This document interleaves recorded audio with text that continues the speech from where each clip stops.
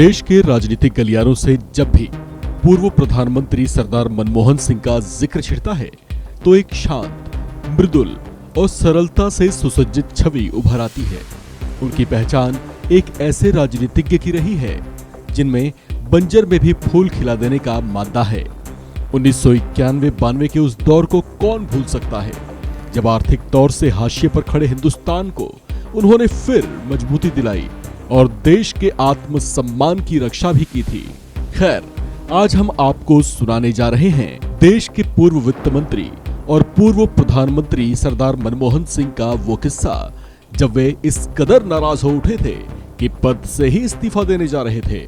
कहानी उस दौर की है जब देश की सत्ता में कांग्रेस थी, राजीव गांधी का निधन हो चुका था और प्रधानमंत्री बनाए गए थे उस दौर में दक्षिण भारत से आने वाले कांग्रेस के तेज तर्रार नेता नरसिम्हा राव। देश उस वक्त भीषण आर्थिक थपेड़े झेल रहा था।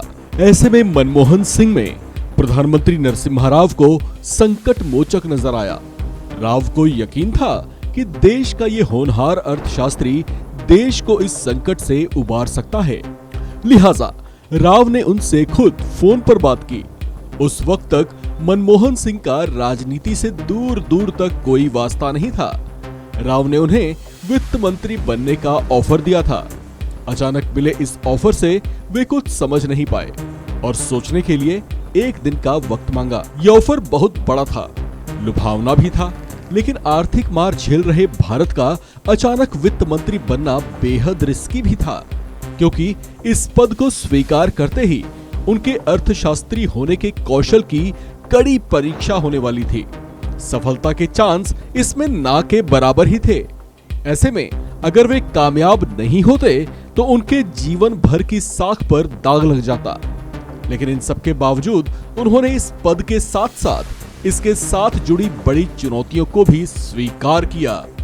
इस तरह से पूर्व प्रधानमंत्री नरसिम्हा राव उन्हें एक सक्रिय राजनीति में लाने और केंद्रीय कैबिनेट का हिस्सा बनाने में कामयाब रहे।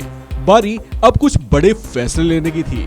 राजनीति में नए नए आए मनमोहन सिंह को शायद उस वक्त के हालात कुछ असहज भी लग रहे थे, क्योंकि वे जिस निडरता से बड़े फैसले लेने की बातें कह रहे थे, भारतीय राजनीति तब तक उसकी आदी नहीं थी। मसलन जोखिम भरे बड़े फैसलों से अक्सर बचा ही जाता था। लेकिन इसके बावजूद मनमोहन सिंह ने देश के आर्थिक मोर्चे पर कुछ ऐसे बड़े फैसले लिए जिसने देश के साथ साथ दुनिया को भी चौंकाया।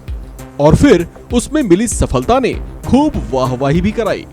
मुद्रा का अवमूल्यन एक ऐसा ही बड़ा और बेहद रिस्की फैसला था। देश के रुपए का अवमूल्यन करने से दुनिया भर के उद्यमी भारत की ओर खींचे चले आए। भारत में एक बार फिर उनका विश्वास जगा। इस तरह के कई निडर फैसले मनमोहन सिंह की पहचान बन गए थे। जाहिर है इसके लिए वे विरोधी दलों के निशाने पर भी आए। उस समय बीजेपी विपक्षी दल थी और नेता थे अटल बिहारी वाजपेयी। लिहाजा विपक्षी दल बीजेपी ने उन पर कई आरोपों के बौछार किए तो उनके फैसले पर सवाल भी उठाए गए।